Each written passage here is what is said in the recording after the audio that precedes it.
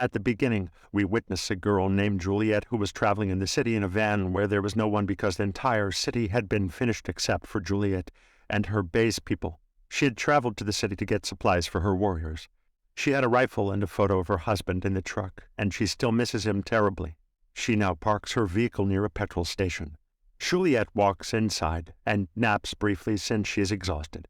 Nevertheless, she begins to hear noises coming from the gas station, which scares her greatly. She also departs from there. Truly, the apocalypse was such a destruction throughout the planet that there were terrible monsters that looked like people that were distributed all over. Those creatures chased humans and murdered them. They did not come out during the day, but came out at night and attacked humans. Juliet could now hear the sound of those frightening monsters that were lurking within the petrol station. Juliet then returns to her van and uses the intercom to communicate with her commander. They also inform Juliet about the species and advise her to take her profession seriously. Juliet's intercom battery is ready to die. That was also going to be the night. That is why she begins driving her van along a little road. A bit farther on, she notices another van in which a guy has been hurt. When Juliet goes to visit him, he informs her that a thing assaulted him last night and that he has done this to her. But the man was in a lot of agony, which is why he advises Juliet to kill herself because he couldn't endure the suffering any longer. She then enters the injured man's van, kills the beast, and returns with the essential items outside. Another guy had died. It was becoming dark. Now that's why Juliet jumps in her van and drives to her base. She was on her way when she noticed her husband Jack's photo on the route. She becomes preoccupied, and her van is involved in an accident. Thus the plot progresses from here to there. When everything was in order, when the world was not like this, we saw Juliet in an art gallery looking at artworks. There, for the first time, she meets Jack, the owner of that art gallery. Jack approaches her and asks her a question. "Did you enjoy the painting, too?" Which she responds, maybe because Juliet did not come here to admire paintings, but rather for free meals. Jack realized from her statements that he knows nothing about art. She informs him that it was raining outside when she arrived inside, but Jack listens to her and adds, "I know God brought you here because he wants to bring us together." He then shows Juliet a picture with a peculiar face. He continues, "Look at that. You must be feeling how horrible it is, but what I recommend is that you take a close look at it and don't fall on its face. Indeed, look at how nicely it has been crafted." That is, Jack was teaching to him about man's inherent beauty here. The next day, Jack runs into Juliet again and brings her to his place. She was shocked to see the house because it was large and lovely.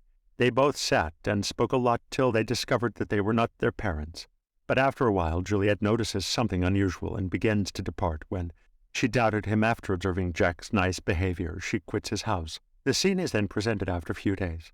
Jack runs into Juliet in a pub. Jack does not enjoy seeing this at all. He feels even worse knowing that Juliet spends time with such awful individuals merely to take money, which is why he is now following her. He'd come to his house, but he noticed that several thugs were bothering Juliet because he had not paid his house rent. As a result of all of this, Jack assists him. He pays the rent to the owner of the house and tells Juliet that he can assist her if she wants, but she does not listen to him and instead urges him to leave her house in rage. Several days pass in this manner. Juliet herself visits Jack's residence one day. Her health was dire. She was seriously hurt. This affliction was induced by the thugs who had previously saved her. As Jack discovers her condition, he becomes quite concerned. Nonetheless, he cleans her wounds and takes careful care of her. Juliet had no idea how much Jack adored her. That's why he was so concerned about her. Today we learn another fact about Juliet. She used to take drugs. Now that she is perfectly fine, she was heading out to use drugs once more. Jack stops her and says, "Do not do this," to which she becomes enraged and begins throwing things from the house, which is why Jack hugs her and calms her down. He wanted to get rid of her drug addiction, so he takes her away from the city, where he purchases a very beautiful house. They had also married and were living happily there.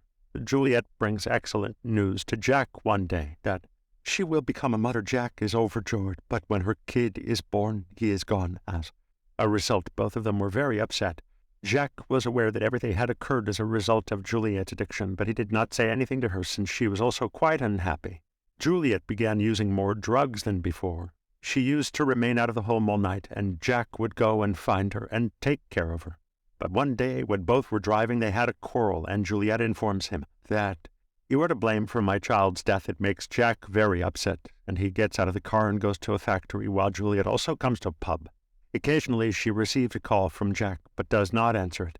Nevertheless, when she hears the news on TV and learns that 40 people perished near the plant due to a chemical explosion, she becomes quite concerned and begins to worry about Jack. So a guy tells her that Jack's health is critical and that he is in the hospital. Juliet is rushed to the hospital. She walks inside and sees Jack in a very poor state. As a result, Juliet was now lamenting that if they had not fought, Jack would not have been in such a position.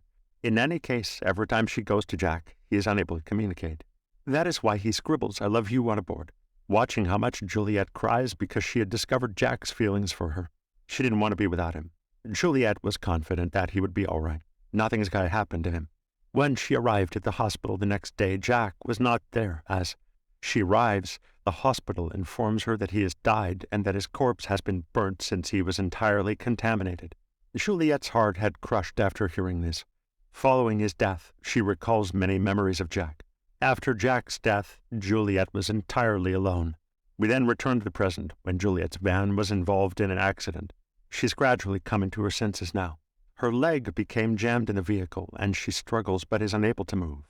Suddenly she notices her gun, which is a bit further away from the vehicle. She attempts to draw it nearer her with a wire, but she is unable to do so. She now extends her leg hair. The leg bone had been broken and was now protruding. She applied alcohol to it and placed it in her palm, which was quite painful for her, but she had now tied a bandage over her leg. She also attempted to contact her base. Having the radio in her van but unable to communicate with anybody, she gently walks out with a ring and proceeds to pick up her rifle. Suddenly, from the sound of the radio, a weird creature appeared that resembled a person. Originally, all of these animals were humans, but because of the chemical accident at that facility, the survivors were transformed into beasts. That is the same blast that killed Jack. Then Juliet hears a voice on the radio. Someone was talking to her from her base, but now the thing was approaching Juliet since the sound of the radio was attracting it. Juliet then tosses the radio away from her van, causing the creature to approach the radio as well. Takes it up and discards it. Following that, Juliet tosses out several tube lights that can be seen in the dark so that she may discover the radio with their assistance.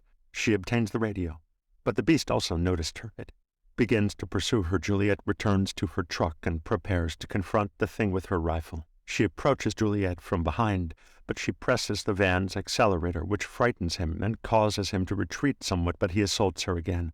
Juliet kills her with her rifle and takes her away this time. There was also a discussion on her radio. The personnel at her base tell her to switch on the tracking device in her van so that we can find her. She does the same. It was attempting to flee from a weird beast at the same moment that beast destroys the glass in front of her van and begins to approach her, but Juliet swiftly turns on the headlight with which he flees since these creatures cannot endure too much light. Later, she talks on the radio from her base. As a result, she informs him that we are in danger. "We will save you if you also survive till daybreak." Juliet became even more terrified when she heard the sound of another automobile. She looked towards that car and began calling them. They were actually robbers and thugs who used to kill individuals, grab their belongings, and flee. When a guy from that automobile hears Juliet's call, instead of helping her, he comes to murder her, but the thing present there drags that man and kills and eats him, sparing Juliet's life. The rest of the men was terrified by the creature and fled. But now poor Juliet is terrified of everything and contemplates suicide since she does not want to perish at the hands of the beast. She is now bold and steps out of the vehicle. She was carrying a fuel can and a flare stick. She places the fuel can near the van and lights it on fire. The thing approached her after seeing the light. As soon as she approaches him, she fires the petrol can, causing a large explosion, yet the creature does not die as a result of the blast. He drags Juliet away and tosses her away again, but this time Juliet shoots the beast with which he falls. Juliet was also lying down. Because she was hurt and exhausted, the creature regained consciousness in the morning. He was making his way back towards Juliet. She grabs a pistol and prepares to murder him once more. But this time the ammo in his revolver had run out. That thing approaches him and touches him in the same manner that Jack used to touch him. We and Juliet both know that Jack was not dead. Rather, he was alive and changed into a beast. He was always with Juliet, as if guarding her. There. It was a pretty odd face in there. He was talking about persons and her beauty, which suggests he finally got it. However, she had decided that they were not destined to meet. She now tells Jack that she loves him as well. Both of them were devastated. Following that, Juliet shoots herself and Jack to death, perhaps. She did it because she was to blame for Jack's illness, and she murdered Jack for this reason. She was heartbroken to see him in such a state. She didn't want Jack to cause any harm to anyone else. Thus, always take care of those who love you. This is the conclusion of the survival story.